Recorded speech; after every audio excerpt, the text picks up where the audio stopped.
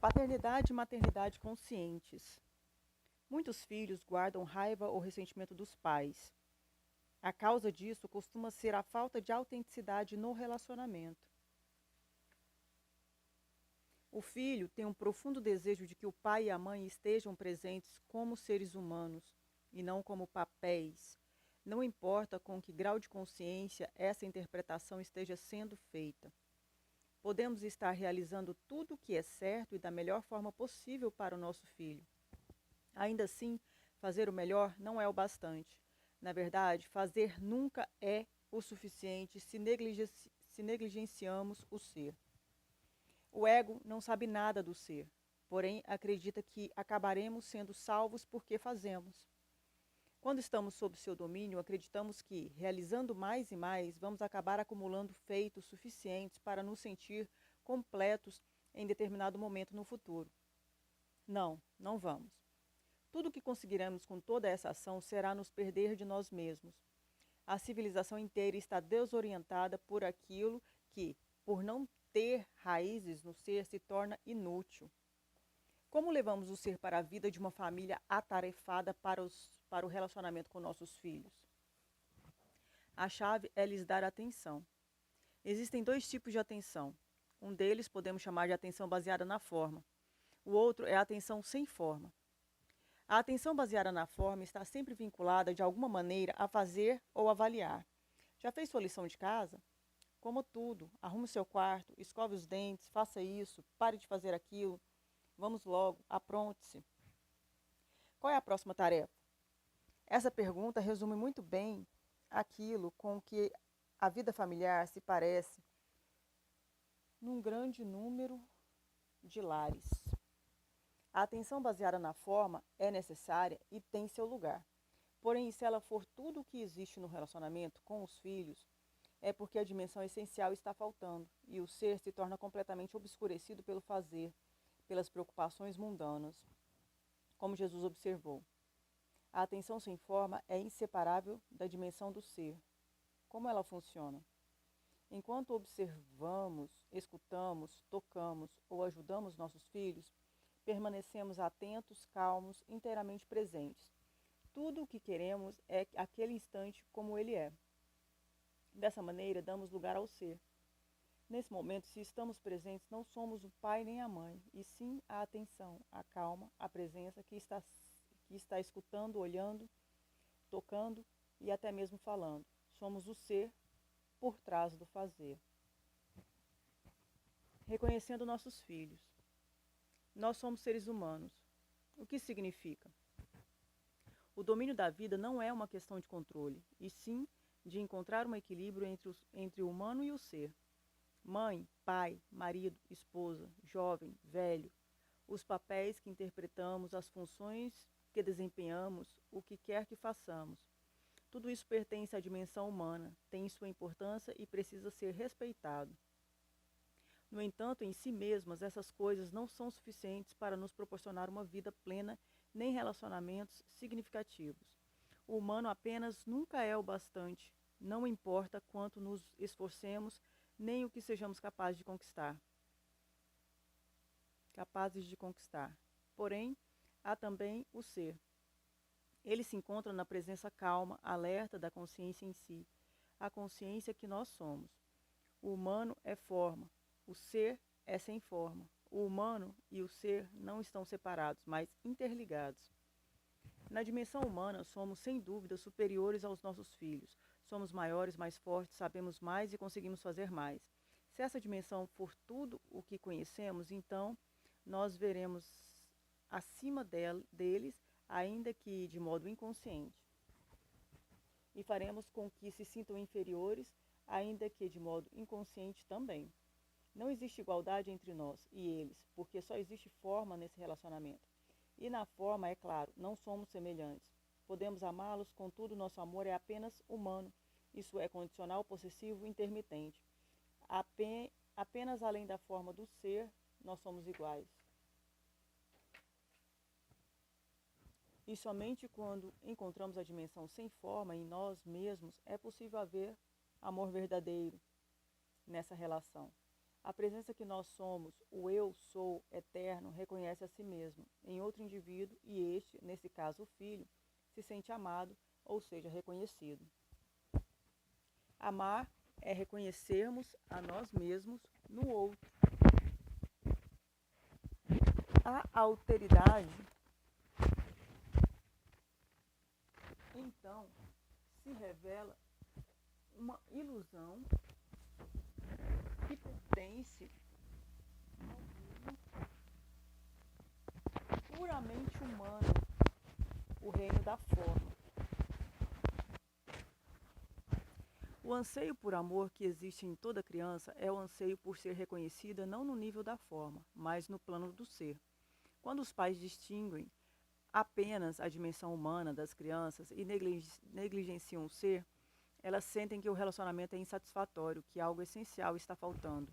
Assim poderão acumular dor e algumas vezes até um ressentimento inconsciente em relação aos pais, porque vocês não me reconhecem. Isso é o que a dor e o ressentimento parecem dizer.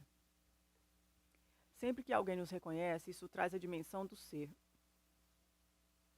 mais plenamente para o mundo por meio de nós dois.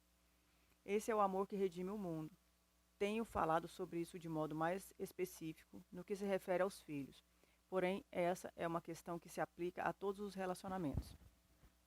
Disse que Deus é amor, no entanto, isso não está certo. Deus é vida única que está nas incontáveis formas de vida e além delas. O amor implica qualidade, dualidade, quem ama e quem é amado, sujeito e objeto.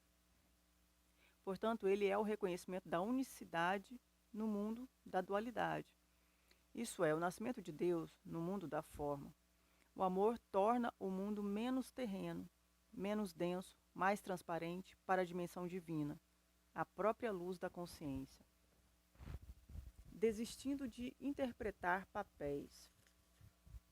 Fazer o que é exigido de nós em qualquer situação sem que isso se torne um papel com o qual nos identificamos é uma lição essencial na arte de viver que todos nós estamos aqui para aprender. Somos mais eficazes no que quer que façamos quando executamos a ação, em benefício dela mesma, e não como um meio de proteger e acentuar a identidade do nosso papel. Todo papel é uma percepção fictícia do eu, por meio dele. Tudo se torna personalizado e assim corrompido e distorcido pelo pequeno eu, criado pela mente, seja qual for a função que este esteja desempenhando. Quase todas as pessoas em posições de poder, como políticos, celebridades e líderes empresariais e religiosos, se encontram inteiramente identificados com seu papel, com poucas exceções notáveis. Esses indivíduos podem ser considerados VIPs, mas não são mais do que participantes inconscientes no jogo egóico que, apesar de parecer muito importante, não apresenta em última análise um propósito verdadeiro. Ele é, nas palavras de Shakespeare, uma história contada por um idiota, repleta de som e de fúria, sem nenhum significado. E Shakespeare chegou a essa conclusão sem nem sequer ter visto televisão. Se o conflito egóico tem de fato um propósito, este é indireto. Ele cria cada vez mais sofrimento nesse mundo e o sofrimento, embora produzido em sua maior parte pelo ego, no fim também o destrói. Ele é o fogo no qual o ego se consome. Nesse mundo de personalidades que interpretam papéis, as poucas pessoas que não projetam uma imagem criada pela mente e que agem com o âmago do seu ser, aquelas que não tentam parecer mais do que são, destacam-se como admiráveis e são as únicas que fazem verdadeiramente a diferença. E existem algumas assim, até mesmo na mídia em geral e no universo dos negócios. Elas são os mensageiros da nova consciência. Qualquer coisa que façam se torna importante porque está alinhada com o propósito do todo. Contudo, sua influência vai muito além do que realizam da sua atividade. Sua mera presença, simples, natural, despretensiosa, tem um efeito transformador sobre qualquer um que tenha contato com elas. Quando não interpretamos papéis, é porque não há ego, no que estamos fazendo. Não existem intenções ocultas, a proteção ou o fortalecimento do eu. Por esse motivo, nossas ações têm uma força muito maior. Ficamos totalmente concentrados na situação. nos tornamos um só com ela. Nós procuramos ser alguém diferente, passamos a ser mais capazes, mais eficazes quando somos nós mesmos. Todavia, não devemos tentar ser nós mesmos, pois esse é outro papel. Estou falando do chamado eu natural, espontâneo. Assim que buscamos ser isso ou aquilo, interpretamos um papel. Apenas seja você mesmo. É um bom conselho, no entanto, também pode ser enganador. Primeiramente dirá, vejamos, como posso ser eu mesmo? Depois desenvolverá uma estratégia do tipo, como ser eu mesmo? Outro papel, assim, como posso ser eu mesmo? É, na verdade, a pergunta errada. Ela pressupõe que temos que fazer algo para sermos nós mesmos. Porém, como não se aplica a esse caso, porque já somos nós mesmos. Precisamos apenas parar de acrescentar elementos desnecessários a quem já somos. Mas eu não sei quem sou. Ignoro o que significa ser eu mesmo. Quando conseguimos nos sentir à vontade em não saber quem somos, então o que sobra é quem somos. O ser por trás do humano, um campo de pura potencialidade em vez de alguma coisa que já está definida. Portanto, desista de se definir para si mesmo e para os outros. Você não morrerá, você nascerá. E não se preocupe com a definição que os outros lhe dão. Quando uma pessoa o define, ela está limitando, então o problema é dela.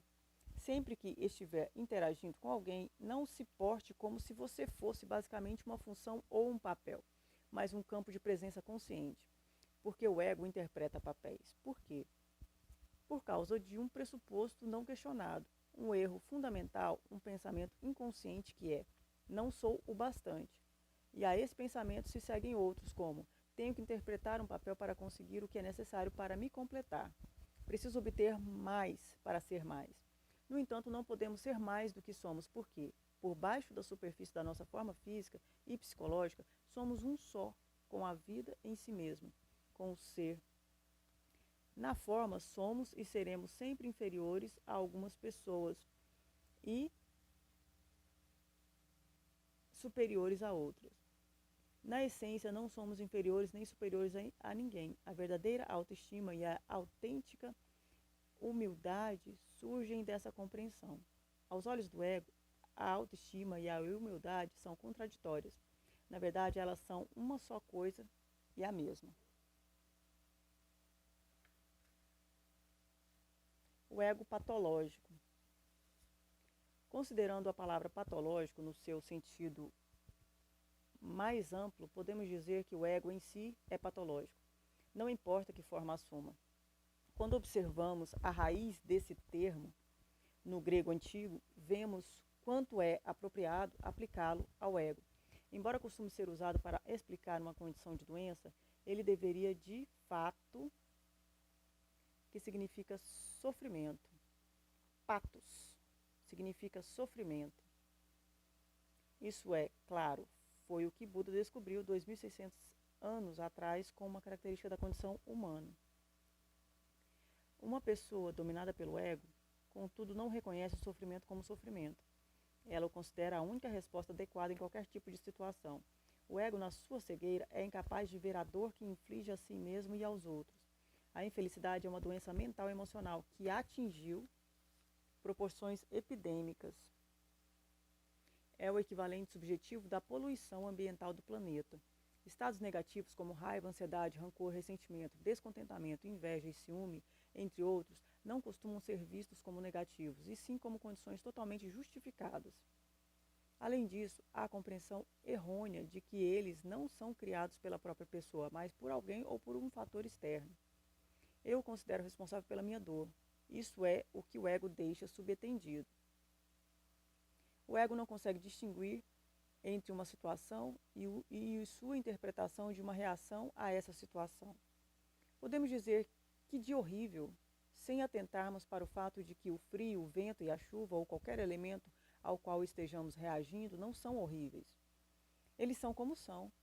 O que é horrível em nossa reação, a resistência subjetiva a eles e a emoção que é criada por essa resistência.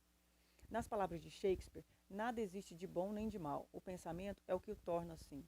Mais do que isso, o ego sempre interpreta mal o sofrimento como um prazer, porque, até determinado ponto, ele se fortalece por meio desse estado negativo. Por exemplo, a raiva e o ressentimento exacerbam o ego, aumentando a sensação de separação, enfatizando a diferença em relação aos outros e criando a postura "estou coberto de razão", que mais parece uma fortaleza inexpugnável. Se fôssemos capazes de observar as mudanças psicológicas que acontecem dentro do nosso corpo quando somos dominados por essas disposições negativas, caso pudéssemos ver de que modo elas prejudicam o funcionamento do coração e dos sistemas digestivo e imunológico, além de muitas outras funções corporais, ficaria óbvio que esses estados são de fato patológicos. Isso é, são formas de sofrimento e não de prazer. Sempre que nos encontramos nesse tipo de condição, há algo em nós que deseja o negativismo, que o percebe como prazeroso ou que acredita que ele nos dará o que desejamos. De outra maneira, quem o buscaria? Quem gostaria de tornar a si mesmo e aos outros infelizes e causar doenças ao próprio corpo? Portanto, sempre que o negativismo surgir e formos capazes de estar conscientes de que existe algo em nós que sente prazer nele ou acredita que ele tem um propósito útil, estaremos nos tornando conscientes do ego diretamente. É nesse momento que nossa identidade se transfere do ego para a consciência. Isso quer dizer que o ego está se encolhendo enquanto a consciência está se expandindo. Se em meio ao negativismo conseguirmos compreender a ideia de que, naquele instante, estamos causando sofrimento a nós mesmos, isso será suficiente para nos colocar acima das limitações das reações e dos estados egóicos condicionados. Isso mostrará as infinitas possibilidades que se abrem para nós quando a consciência está presente, maneiras diferentes e muito mais inteligentes de enfrentarmos qualquer situação. Assim que reconhecemos nossa infelicidade como algo não inteligente, nos libertamos dela. O negativismo é destituído de inteligência. Ele é sempre uma criação do ego, que pode ser esperto, mas não é inteligente. A esperteza persegue objetivos próprios e pequenos. A inteligência vê o conjunto maior em que todas as coisas estão interligadas. A esperteza é motivada pelo interesse pessoal e é extremamente imediatista. Em sua maioria, os políticos e os profissionais do mundo dos negócios são espertos. Muito poucos são inteligentes. Tudo o que é alcançado por meio da esperteza tem vida curta e sempre resulta numa derrota pessoal. A esperteza divide, enquanto a inteligência inclui. A infelicidade em segundo plano. O ego cria a separação e a separação causa sofrimento. Portanto, o ego é claramente patológico. Além de suas manifestações óbvias, como raiva, rancor e inveja, o negativismo assume formas mais sutis, que por serem muito comuns não costumam ser reconhecidas como tal, como impaciência, irritação, nervosismo e sensação de estar cheio de uma situação ou de alguém, isto é, de ter chegado ao limite. Elas constituem a infelicidade em segundo plano, que é o estado interior predominante de muitas pessoas. Precisamos estar absolutamente atentos e presentes para detectá-las. Sempre que fizermos isso, será um momento de despertar ou de abandono da identificação com a mente. Vou mencionar um dos estados negativos mais comuns que desconsideramos com a maior facilidade justamente por ser corriqueiro. Talvez você esteja familiarizado com ele. Você costuma ter uma sensação de descontentamento que poderia ser descrita como uma espécie de ressentimento em segundo plano? Ela pode ser específica ou não. Muitas pessoas passam uma grande parte da vida nesse estado. Elas se identificam tanto com ele que não conseguem se afastar e detectá-lo.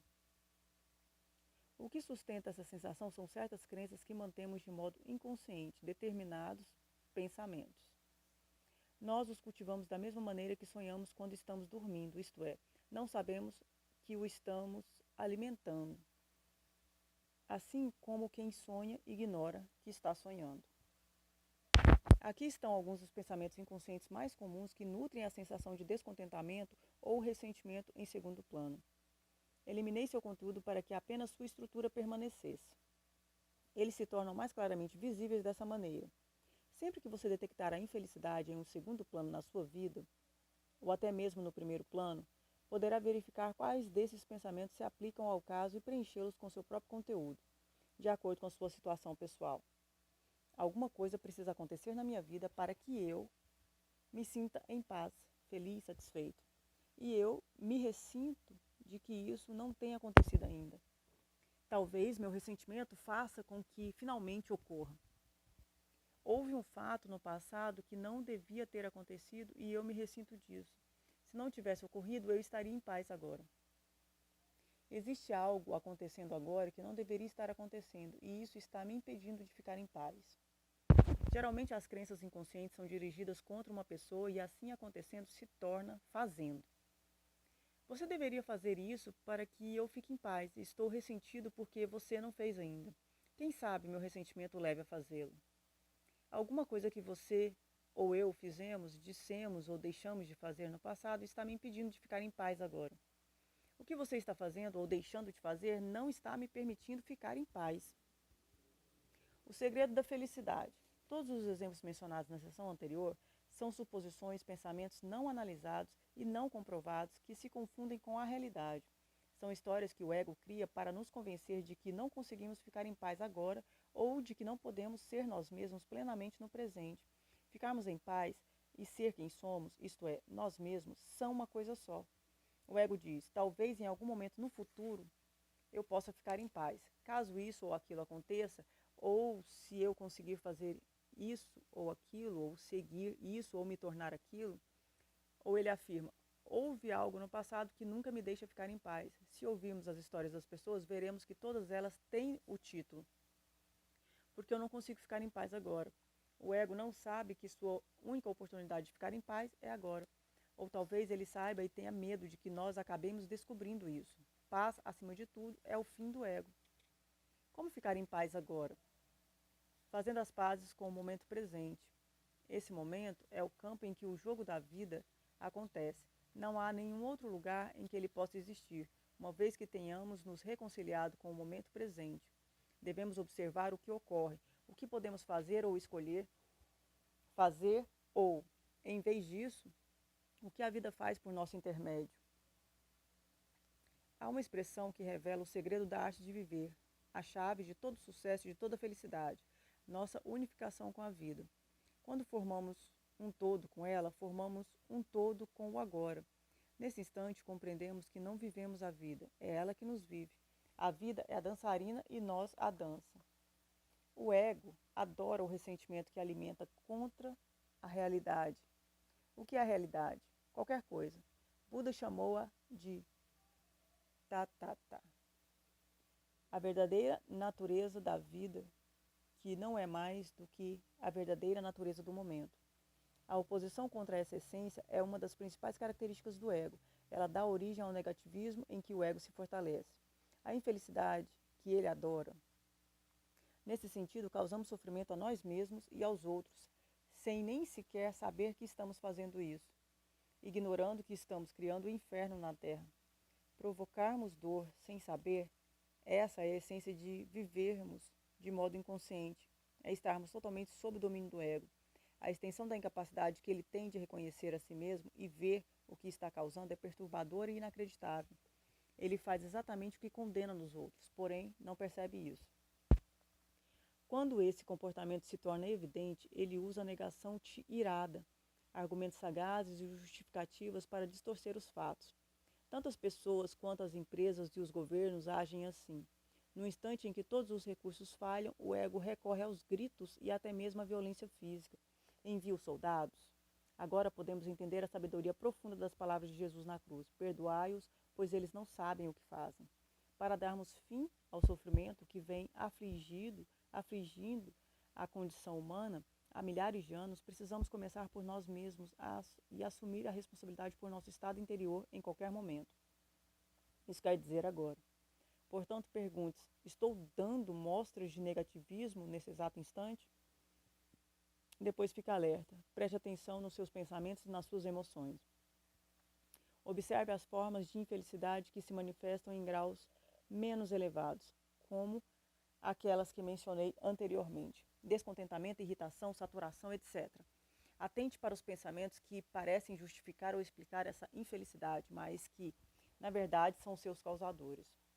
Caso você tome consciência de um estado negativo dentro de si mesmo, isso não significa um fracasso da sua parte. Ao contrário, mostra que obteve sucesso. Enquanto a consciência não se manifesta, existe identificação com os estados internos, e essa identificação é o ego. Com a consciência vem o abandono da identificação com os pensamentos, as emoções e as reações. No entanto, esse processo não deve ser confundido com negação. Os pensamentos, as emoções e as reações são reconhecidos, e no momento em que são detectados, o fim da identificação se dá de forma automática. Nossa percepção do eu, ou seja, de quem somos, passa então por uma mudança. Diante de nós estão os pensamentos, as emoções e as reações. E agora nós somos a consciência, a presença consciente que testemunha esses estados. Um dia vou me libertar do ego.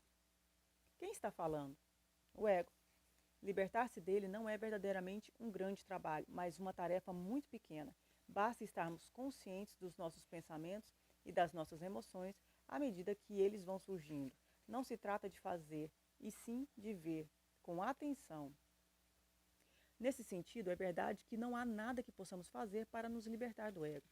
Quando essa mudança acontece, ou seja, quando passamos do pensamento para a consciência, uma inteligência muito maior do que a esperteza do ego começa a agir na nossa vida. As emoções e até mesmo os pensamentos são despersonalizados pela consciência. A natureza impessoal de ambos é reconhecida. O eu deixa de existir neles, são apenas emoções e pensamentos humanos. Toda a nossa história pessoal, que, em última análise, não passa mesmo de uma história, de um amontoado de pensamentos e emoções, adquire uma importância secundária e não ocupa mais o primeiro plano da nossa consciência.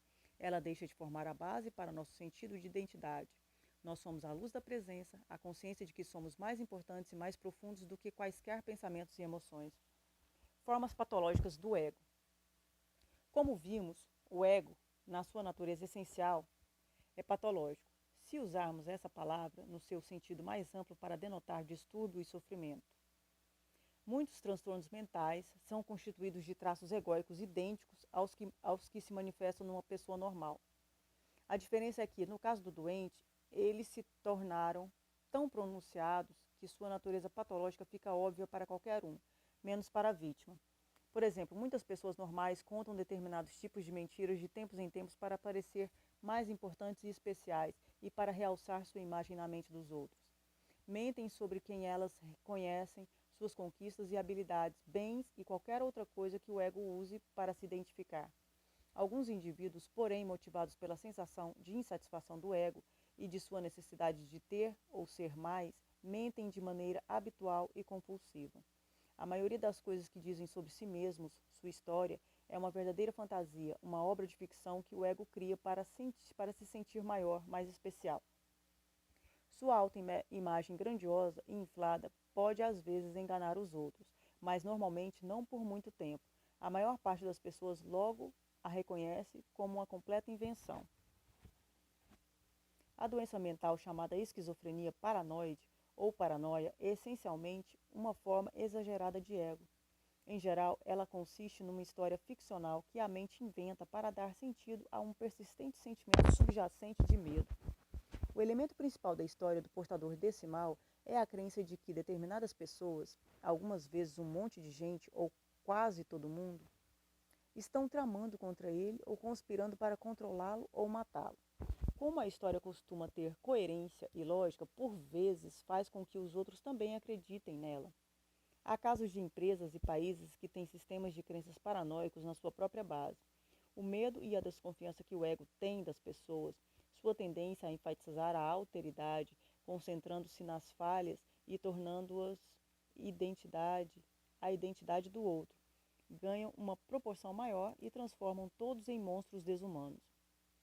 O ego precisa das pessoas, porém seu dilema é que, no fundo, ele as odeia e as teme. A afirmação de Jean Paul Sartre, o inferno são os outros, é a voz do ego. Quem sofre de paranoia sente o inferno de maneira mais aguda. No entanto, todos aqueles que apresentam padrões egóicos ativos sentem-no num grau qualquer de intensidade. Quanto mais forte o ego, maior a probabilidade de vermos as pessoas como a principal fonte dos nossos problemas. Há também uma grande chance de que tornemos a vida difícil para os outros. Mas é claro que não somos capazes de perceber isso. Sempre são eles que parecem estar nos fazendo mal. Há outro elemento do ego que se manifesta como um sintoma da doença mental que chamamos paranoia. Porém, nesse caso, de forma mais extrema, quanto mais o doente se considera perseguido, espionado ou ameaçado, mais pronunciada se torna a sensação de que ele tem de ser o centro do universo, a pessoa em torno da qual tudo gira. E uma questão ainda mais importante, ele se imagina o ponto focal da atenção de um grande número de pessoas. A sensação que ele tem de ser uma vítima, de estar sendo prejudicado por tanta gente, o torna muito especial na história que constitui a base de seu sistema ilusório. Ele geralmente se vê tanto no papel de vítima quanto no de herói, potencial que vai salvar o mundo ou derrotar as forças do mal. O ego coletivo de tribos, países e organizações religiosas também costuma apresentar um forte elemento de paranoia. Nós contra os maus. Isso é a causa da maior parte do sofrimento humano, como mostram os seguintes fatos: a Inquisição, a perseguição e queima de hereges e de bruxas, as relações entre países conduzindo à Primeira Guerra Mundial e à Segunda Guerras, o comunismo em toda a sua história, a Guerra Fria, o marxismo nos Estados Unidos na década de 1950, o longo e violento conflito no Oriente Médio e todos os dolorosos episódios da história humana dominada por extrema paranoia coletiva. Quanto mais inconscientes estiverem as pessoas, os grupos e os países, maior a probabilidade de que a patologia egóica assuma a forma de violência física. A violência é um recurso primitivo e ainda muito disseminado que o ego usa para tentar se afirmar, para provar a si mesmo de que ele está certo e o outro errado. Entre aqueles que apresentam um alto grau de inconsciência, as discussões podem causar a violência com maior facilidade. O que é uma discussão? É a exposição de opiniões diferentes entre duas pessoas ou mais. Cada uma delas está tão identificada com os pensamentos que constituem seu ponto de vista, que essas formas de pensar se cristalizam em posições mentais que são investidas de uma percepção do eu. Em outras palavras, a identidade e o pensamento se fundem. Quando isso acontece, isto é, sempre que estamos defendendo nossas opiniões, pensamentos, sentimos e agimos como se estivéssemos protegendo nosso próprio eu. Inconscientemente, é como se estivéssemos travando uma luta pela sobrevivência e, assim, nossas emoções refletem essa crença. Elas se tornam turbulentas. Ficamos perturbados, irados, na defensiva ou agressivos. Precisamos vencer a qualquer custo ou seremos aniquilados. Essa é a ilusão. O ego não sabe que a mente e as posições mentais não têm nada a ver com quem nós somos, porém ele é a própria mente não observada. No Zen, se costuma dizer, não busque a verdade, apenas pare de cultivar opiniões. O que isso significa? Deixe de lado a identificação com a mente. Assim que você é, além da mente, emergirá por si mesmo. Então, assim quem você é, além da mente, emergirá por si mesmo. O trabalho, com e sem a influência do ego. A maioria das pessoas tem momentos livres na interferência do ego. As que são excepcionais no que fazem podem permanecer completamente ou em grande parte livres dele enquanto executam seu trabalho. Talvez elas não saibam disso, mas sua atividade se tornou uma prática espiritual. A maior parte delas se mantém no estado de presença enquanto trabalha e se retrai numa inconsciência relativa na vida privada. Isso significa que seu estado de presença ocorre durante o tempo que é destinado a uma área específica da sua vida. Conheci professores, artistas, enfermeiros, médicos, cientistas, assistentes sociais, garçons, cabeleireiros, empresários e vendedores que realizam seu trabalho de modo admirável e sem nenhuma busca pessoal, respondendo a qualquer coisa que o momento exija. Eles se tornam um só com o que fazem, com o agora, com as pessoas e com a tarefa que executam. Sua influência sobre os outros supera a função que desempenham. Ocorre uma suavização do ego em todos com quem entram em contato. Algumas vezes, até mesmo indivíduos com um ego muito forte relaxam, baixam a guarda e param de interpretar seu papel quando interagem com essas pessoas. Não surpreende que elas sejam extraordinariamente bem-sucedidas no que fazem. Qualquer um que alcance a unificação com seu trabalho está construindo uma nova terra.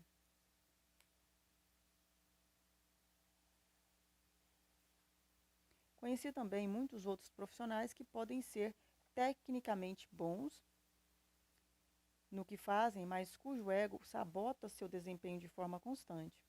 Apenas parte de sua atenção é fixada no trabalho que realizam, a outra parte é voltada para si mesmos. Seu ego exige o reconhecimento pessoal e desperdiça energia com ressentimento quando não obtém o suficiente. E nunca é o bastante. Será que alguém está conseguindo mais reconhecimento do que eu? Outras vezes, o foco da atenção dessas pessoas é o lucro ou o poder, e sua atividade nada mais é do que um meio para alcançar esse fim. Nesse caso, seu desempenho não pode ser de alta qualidade. Quando surgem obstáculos ou dificuldades no trabalho, nas ocasiões em que as coisas não correm de acordo com a expectativa, sempre que pessoas ou circunstâncias não são favoráveis ou cooperativas, elas não procuram formar imediatamente um modo com a nova conjuntura e responder às exigências do momento. Ao contrário, reagem contra a situação e assim se separam dela. Existe um eu que se sente ofendido ou ressentido. Com isso, uma enorme quantidade de energia é queimada em protesto ou raiva inútil, quando poderia ser usada para resolver a questão, caso não fosse mal empregada pelo ego. Mais do que isso, essa anti-energia cria novos obstáculos na nova oposição. Muitos indivíduos são de fato seu pior inimigo. Sem saber, as pessoas sabotam o próprio trabalho quando se recusam a prestar ajuda ou informações aos outros ou tentam prejudicá-los, para que não alcancem mais sucesso ou crédito do que elas. A cooperação é estranha ao ego, a não ser quando existe uma intenção oculta. Ele não sabe que, quando incluímos as pessoas, as coisas fluem mais suavemente e chegam até nós com mais facilidade. Se prestamos pouco ou nenhum auxílio aos outros ou colocamos obstáculos em seu caminho, o universo, na forma de pessoas e circunstâncias, nos proporciona pouca ou nenhuma ajuda, porque nos separamos do todo. O sentimento essencial inconsciente do ego, de ainda não é o bastante, faz com que ele reaja ao sucesso de qualquer pessoa como se fosse êxito, tivesse tirado alguma coisa dele. O sentimento essencial inconsciente do ego, de ainda não é o bastante, faz com que ele reaja ao sucesso de qualquer pessoa como se esse êxito tivesse tirado alguma coisa dele. Ele ignora o fato de que seu ressentimento em relação à conquista de alguém restringe suas próprias possibilidades de ser bem-sucedido.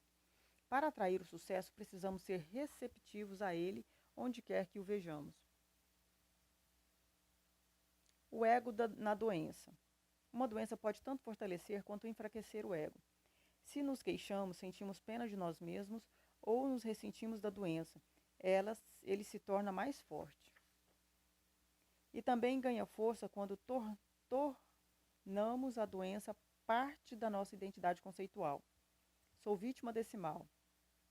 Então agora todos sabem quem nós somos. Por outro lado, há pessoas que, embora tenham um ego exacerbado na vida normal, se tornam gentis, afáveis e muito melhores do que quando estão doentes. Elas podem ter insights que talvez nunca tenham experimentado antes. Podem também ter acesso ao seu conhecimento e contentamento internos e falar palavras de sabedoria. Depois, quando melhoram, a energia retorna e com ela o ego. Quando estamos doentes, nosso nível de energia é bem baixo e a inteligência do organismo pode assumir controle e usar a energia remanescente para curar o corpo. Assim, não existe energia suficiente para a mente, isto é, para as emoções e os pensamentos egóicos. O ego consome uma quantidade considerável de energia. Em alguns casos, no entanto, ele retém a pouca energia que resta e a utiliza para os seus próprios propósitos. É desnecessário dizer que as pessoas que sentem um fortalecimento do ego quando estão doentes demoram muito mais para se recuperar. Algumas delas nunca se restabelecem. Por esse motivo, a doença se torna crônica e uma parte permanente da sua falsa percepção do eu. O ego coletivo. Até que ponto é difícil viver consigo mesmo? Uma das maneiras pelas quais o ego tenta escapar da insatisfação que tem em relação a si próprio é amplificando e fortalecendo sua percepção do eu. Ele faz isso identificando-se com um grupo, que pode ser um país, um partido político, uma empresa, uma instituição, uma seita, um clube, uma turma, um time de futebol, etc. Em alguns casos, o ego pessoal parece se dissolver completamente quando alguém se dedica a vida a trabalhar com abnegação pelo bem maior de uma coletividade, sem exigir recompensa, reconhecimento nem enaltecimento. Que alívio ser libertado da carga incômoda do eu pessoal. Os membros do grupo sentem-se felizes e satisfeitos, não importa quanto precisem trabalhar, quantos sacrifícios tenham que fazer. Eles parecem ter superado o ego. A questão é, será que se libertaram de verdade ou o ego apenas se mudou do plano pessoal para o coletivo? Um ego coletivo manifesta as mesmas características do ego pessoal, como a necessidade de enfrentamento e inimigos, de ter ou fazer mais, de estar certo e mostrar que os outros estão errados, etc. Cedo ou tarde, essa coletividade entrará em conflito com outras coletividades porque busca inconscientemente o desentendimento e precisa de oposição para definir seus limites e, assim, a própria identidade. Depois, seus integrantes experimentam o sofrimento que é uma consequência inevitável de toda a ação motivada pelo ego. A essa altura, eles podem despertar e compreender que seu grupo tem um forte componente de insanidade. Pode ser doloroso acordar de repente e perceber que a coletividade com a qual nos identificamos e para a qual trabalhamos é, na verdade, insana. Nesse momento, há pessoas que se tornam cínicas ou amargas e daí por diante passam a negar todos os valores, tudo o que vale a pena. Isso significa que elas adotam rapidamente outro sistema de crenças quando o anterior é reconhecido como ilusório e, portanto, entra em colapso. Elas não encaram a morte do seu ego, em vez disso, fogem e reencarnam em outro. Um ego coletivo costuma ser mais inconsciente do que os indivíduos que o constituem. Por exemplo, as multidões, que são entidades egóicas coletivas temporárias, são capazes de cometer atrocidades que a pessoa sozinha não seria capaz de praticar. Vez por outra, os países adotam um comportamento que seria imediatamente reconhecido como psicopático numa pessoa. À medida que a nova consciência for surgindo, algumas pessoas se sentirão motivadas a formar grupos que a reflitam. E eles não serão egos coletivos. Seus membros não terão necessidade de estabelecer sua identidade por meio deles, pois já não estarão procurando nenhuma forma para definir quem são. Ainda que essas pessoas não estejam totalmente livres do ego, elas terão consciência bastante para reconhecê-lo em si mesmas, ou nos outros, tão logo ele se manifeste. No entanto, será preciso estar sempre alerta, uma vez que o ego tentará assumir o controle e se reafirmar de qualquer maneira. Dissolver o ego humano, trazendo-o à luz da consciência, esse será um dos principais propósitos desses grupos formados por pessoas esclarecidas, sejam eles empresas, instituições de caridade, escolas ou comunidades. Essas coletividades vão cumprir uma função importante no surgimento da nova consciência. Enquanto os grupos egóicos pressionam no sentido da inconsciência e do sofrimento, as agremiações esclarecidas podem ser um vórtice para a consciência que irá acelerar a mudança planetária. Prova incontestável da imortalidade. O ego se estabelece por meio de uma divisão da psique humana, na qual a identidade se separa em duas partes que poderíamos chamar de eu e meu. Portanto, todo ego é esquizofrênico, para usar a palavra no seu significado popular, que designa personalidade dividida. Nós vivemos como uma imagem mental de nós mesmos, um eu conceitual com quem temos um relacionamento. A vida em si torna-se conceitualizada e separada de quem somos quando falamos minha vida. No momento em que dizemos ou pensamos minha vida e acreditamos nessa ideia, em vez de considerá-la uma mera convenção linguística, entramos na esfera da ilusão.